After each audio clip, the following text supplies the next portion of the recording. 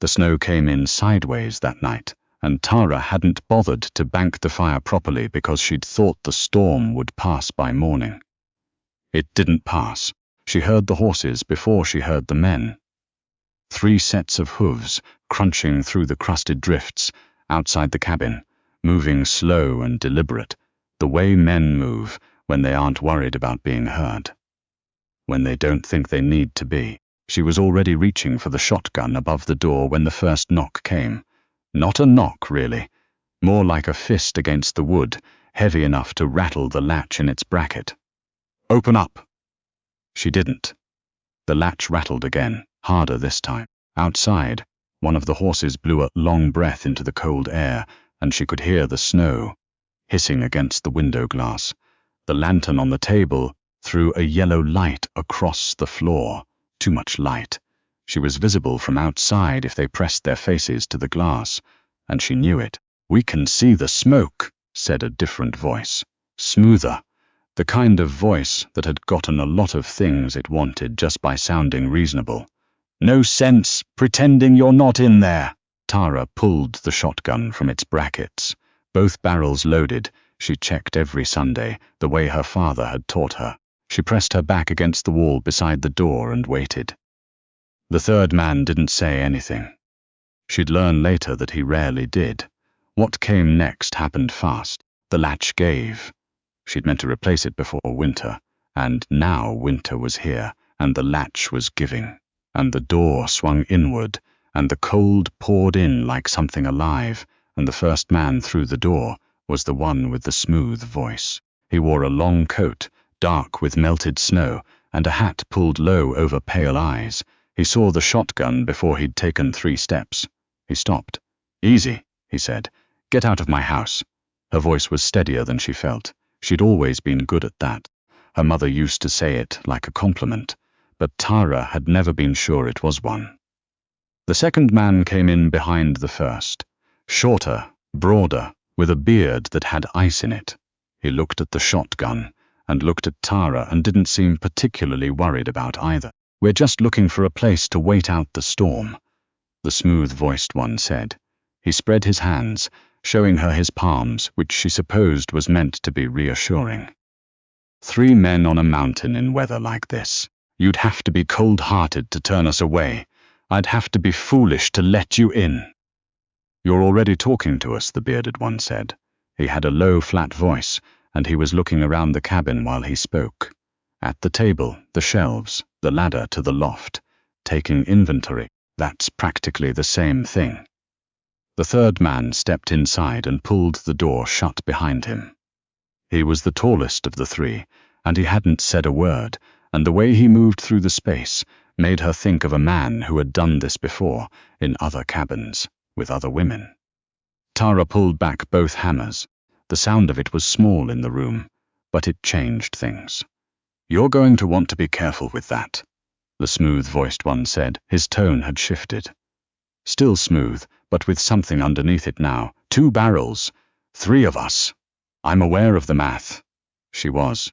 She'd been doing the math since she heard the hooves. 2 shots. Then what?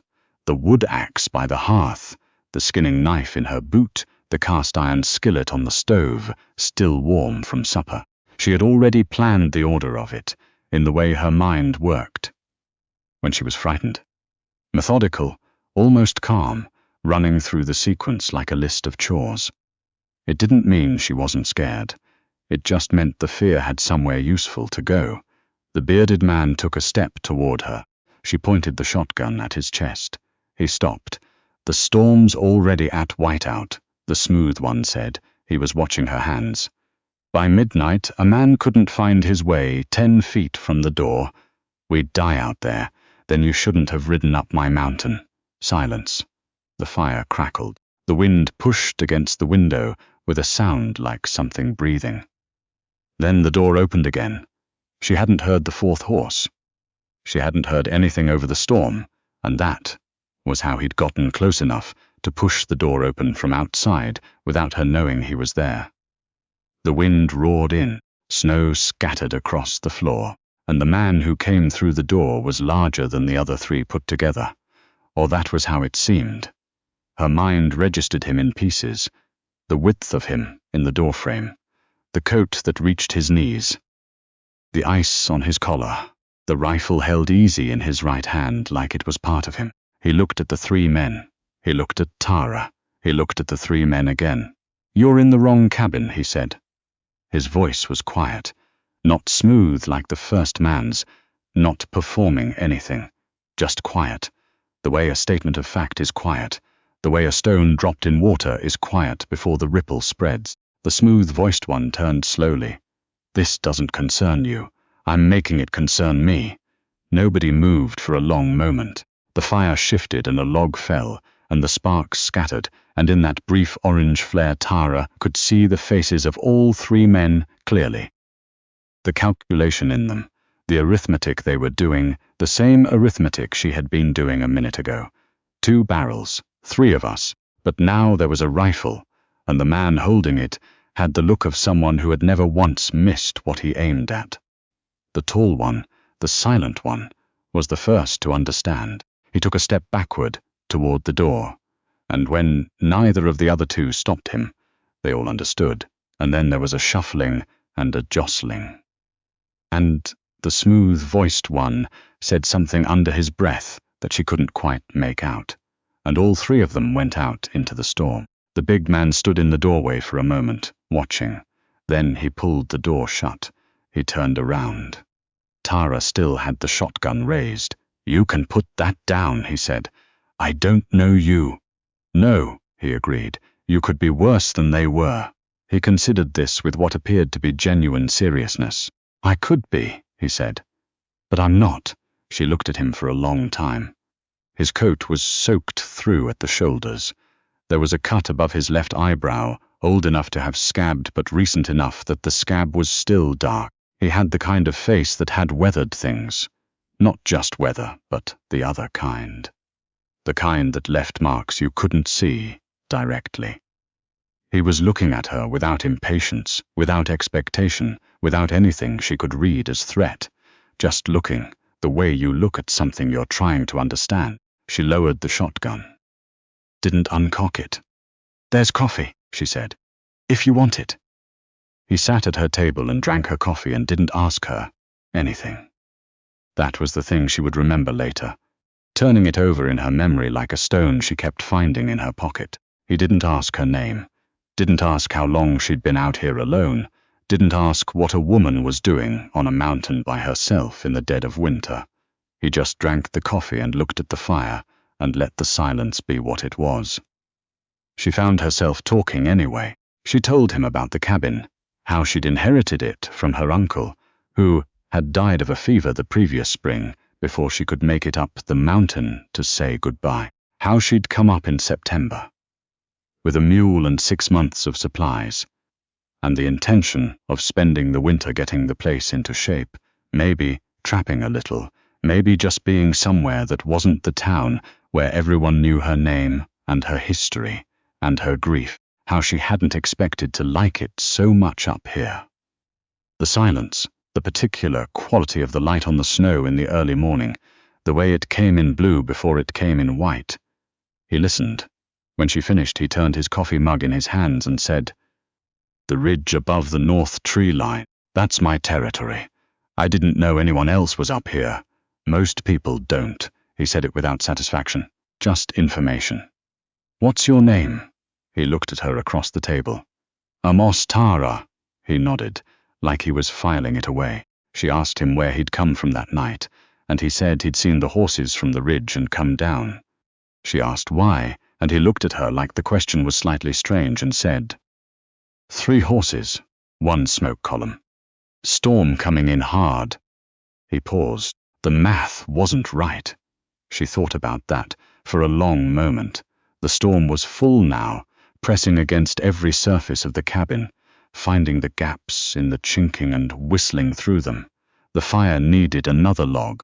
She got up to add one, and when she sat back down, she noticed that he had moved his chair slightly, not toward her, but angled so that his back was to the wall, and he could see both the door and the window at once. She didn't comment on it. "You can sleep by the fire," she said. "I'll take the loft." I'll stay up a while." She didn't argue.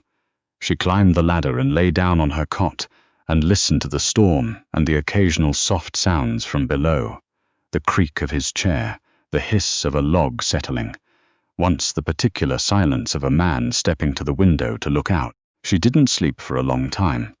When she finally did, it was deeper than she'd slept in months.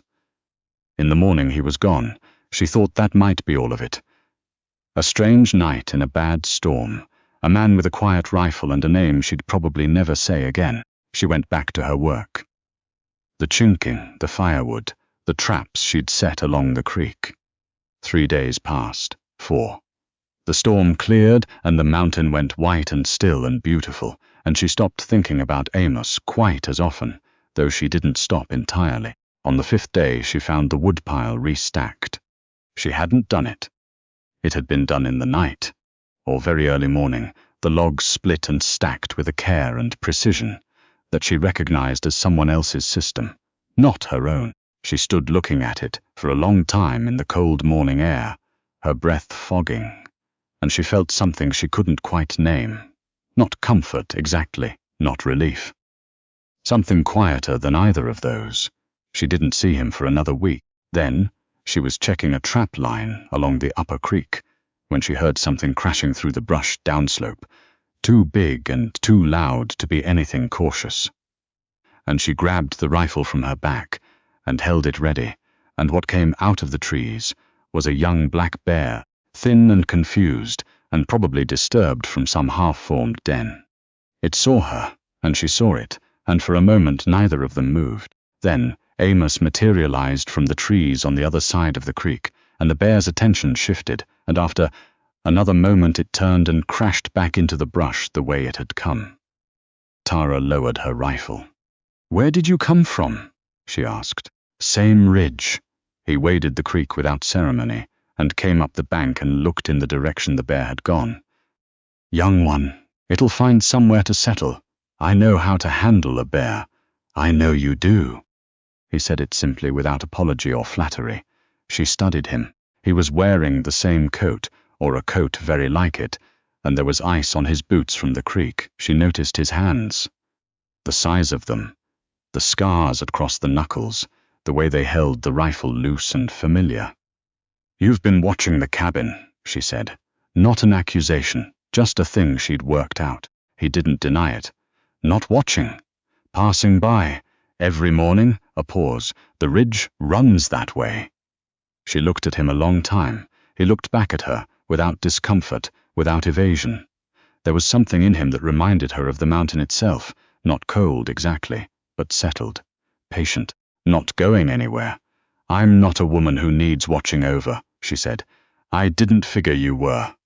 He looked off toward the tree line. "But 3 horses came up your mountain once. Could happen again." She thought about the smooth voice, the bearded man's eyes moving around her cabin, the tall one who hadn't spoken. She thought about lying awake at night, since then, not frightened exactly, but aware of every sound, every shift in the wind, the way the dark gathered differently on the far side of the clearing. "All right," she said. That was all, but it was enough. The winter deepened. February came in hard, colder than January had been, and she spent the worst of it close to the cabin, keeping the fire fed, working on the repairs she'd put off since fall. He came by the cabin once to tell her the North Trail was impassable after a slide, and she should go the long way around to her traps. She made coffee. They sat at the table. He told her about the slide. Measured, clear, the way he told her everything, and she told him about the trap she'd modified, and he looked at her drawing of it with genuine interest and asked one question, and the question was a good one. She started to understand something about him in that month. He was not a man who said things he didn't mean. Which meant that the things he did say carried a weight she'd stopped expecting from people. She had gotten used in her previous life to words that cost nothing. Reassurances offered and forgotten, promises made casually and kept even more casually. Amos said little, and what he said she trusted. She wasn't sure when that had happened. Sometime between the woodpile and the bear, maybe. Sometime between one coffee and another, March came, and with it a thaw that didn't hold, and then a second freeze that was worse than the first. She was coming back from the lower trap line when she found them. 2 men on the trail, on foot, their horses tied somewhere back in the trees. She didn't recognize them at first. Then she did, the bearded one, and the tall one who never spoke. She ran. She knew the mountain better than they did. She'd spent 4 months learning every fold and drop of it. And she made for the high ground, the rocky shelf above the creek, where the footing was treacherous if you didn't know where to step. She could hear them behind her, crashing through the snow, cursing when they slipped. She didn't slip. She'd learned the step pattern weeks ago, had walked it deliberately in the dark to commit it to her feet. But there were 2 of them, and she was tired from the trap line, and her lungs were burning by the time she came up over the ridge, and she knew she couldn't keep this pace all the way back to the cabin. She was calculating again, the way she did, the rifle on her back, 1 shot at a distance, then the knife, then what? Her hands weren't shaking. She was grateful for that. She unslung the rifle and turned. The bearded man came up over the ridge, 15 feet away from her. He stopped when he saw the rifle. "You're a hard woman to catch up with," he said, breathing hard. She sighted down the barrel and said nothing. "We just want to talk," he said. He was looking past her, just slightly, the way people do when there's someone behind you. She didn't look. She knew the trick. And then the tall one came up on her left, from a different angle than she'd expected, and she started to pivot. And then a sound came from somewhere above them. A single, specific sound, the sound of a rifle hammer being pulled back, slow and deliberate and perfectly audible in the winter silence. She looked up. Amos was above them on the rock shelf, maybe 20 feet higher, rifle settled against his shoulder. He wasn't looking at her. He was looking at the 2 men with the focused, dispassionate attention of a man doing a necessary thing. The woman said she wanted to be left alone. His voice carried easily in the cold air. "I'm going to need you to honor that." The bearded man looked at the tall one. The tall one looked at the ground. "There's 2 of us," the bearded one said. "Yes," Amos said, "but only one of me matters right now." She could feel the shift, the same shift she'd felt in her cabin in January, the moment when the arithmetic changes and everyone in the room knows it. The bearded man's shoulders dropped a fraction of an inch. The tall one had already started moving backward toward the tree line. "This isn't done," the bearded man said. "Yes, it is," said Amos. "Ride down the mountain and don't come back. That's the end of it. Come back, and the end of it is something else." They went. She kept the rifle up until she couldn't hear them anymore. Then she lowered it and stood there in the thin, cold air of the ridge, looking out at the white expanse of the valley below, the dark line of the tree line, the long shadows the afternoon sun was laying across the snow. She heard him come down from the shelf, his boots finding the rock, the soft crunch as he hit the snow. He came to stand beside her, not in front of her, between her and the view. Beside her. "The 3rd one," she said, "the smooth-voiced one. He wasn't with them." "I know. He's still out there somewhere. He is." She looked at the valley. Somewhere down there, past the tree line, past the trail she'd ridden up in September with a mule and 6 months of supplies, and a need to be somewhere quiet. The 3rd man. She had no idea what he wanted specifically. Land, maybe. Her uncle's claim, which was technically hers now, or maybe just what men like that always seemed to want, which was the thing that wasn't theirs. "When he comes," she said. "Not if." "When he comes," Amos agreed. She turned and looked at him. His face was hard to read, as always, but there was something in it she'd learned to recognize these past weeks. Not pity. Nothing like pity. Something more like acknowledgement. The thing you give someone when you've seen what they're capable of and aren't surprised. "I'm not leaving the mountain," she said. It wasn't a question. It wasn't even a statement, really. It was just a thing that was true and needed saying. "I know. I've been handling things alone since September. I know that too. I don't need. She stopped. She wasn't sure how to finish the sentence honestly. She didn't need saving. That was true. She'd proven it more than once. But need wasn't the only word for what was between them, out here on this ridge, with the valley spread below and the mountain holding them both. Amos looked at her steadily. I'm not offering to save you, he said. I'm offering to stay close. She thought about the woodpile, stacked with a precision that wasn't hers, the ridge that apparently ran past her cabin every morning. The way he'd come up out of the trees like something the mountain had produced, patient and solid and unafraid. All right, she said, for the second time. He nodded. They started back toward the cabin, together, their tracks crossing in the snow. The sun was getting low. The shadow of the mountain stretched eastward, long and blue across the drifts, and the sky in the west was the color of embers. She built the fire up when they got inside, and he split 3 days' worth of wood without being asked, and she made supper without offering explanation, and he ate it without ceremony. When it was full dark outside, and the storm she'd been watching, build all afternoon, finally came in across the peaks, she listened to the wind and felt not safe. Exactly. Because safe was a word that had stopped meaning much to her a long time ago. Something more honest than safe. Not alone. The smooth-voiced man came in the first week of April, when the snow was starting to give way at the lower elevations and the trails were passable again. He came with 4 riders this time, and a folded paper that he said was a legal document, and he stood at the edge of the clearing and called out in his reasonable, carrying voice that he only wanted to talk.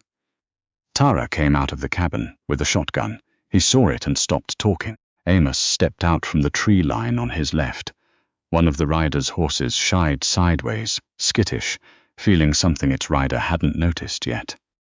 You said last time she'd have to handle things herself, the smooth-voiced man called. He was still performing, even now. Looks like she found herself some help. She doesn't need my help, Amos said. He was moving as he spoke, easy and slow, positioning himself. She's handling it herself. I'm just here. The smooth-voiced man looked from Amos to Tara. He looked at the shotgun. He looked at the rifle. He looked at his 4 riders, who were looking at each other with the expressions of men recalculating a job they'd thought was simple. The claim is contested, he said, trying the reasonable voice one more time. It's not, Tara said. My uncle filed it legal. I have the papers inside. You know that, or you wouldn't have come up here to try the other way first. A pause. Ride down, Amos said. Same offer as before, the last time I make it. The smooth-voiced man sat very still on his horse for a moment. Then he folded the paper and put it in his coat and turned his horse around. She watched them go until they disappeared around the first bend, and then she kept watching the empty trail for a while longer. The creek was running behind the cabin, the ice in it breaking up, the sound of it filling the mountain air. A jay was making noise somewhere in the pines. She lowered the shotgun. Think that's the end of it? She asked. Maybe. Men like that go where it's easier. He came to stand beside her again, in the same place he'd stood on the ridge. Not in front, not behind, beside. He'll find somewhere easier, and if he doesn't? He looked at her. Then we'll be here. She thought about that word, the weight of it. The way it sat differently than other words had sat, in other times, with other people who had said things that cost them nothing. She thought about September, when she'd ridden up this mountain alone with a mule and a grief she hadn't known how to put down yet. She thought about the blue light on the snow in the early morning, and the silence that had been, at first, just the absence of noise, and then gradually, over the weeks, something else, a presence of its own, a thing she'd come to depend on. She thought about the way the mountain held you, if you let it, if you stayed long enough to learn its rhythms. She thought about a woodpile stacked in the night by hands that hadn't asked permission. The creek ran. The jay settled somewhere and went quiet. The peaks above them were beginning to shed their winter white, the dark rock showing through in patches like something patient that had been waiting a long time to be seen. "We'll be here," she said. It wasn't a question either.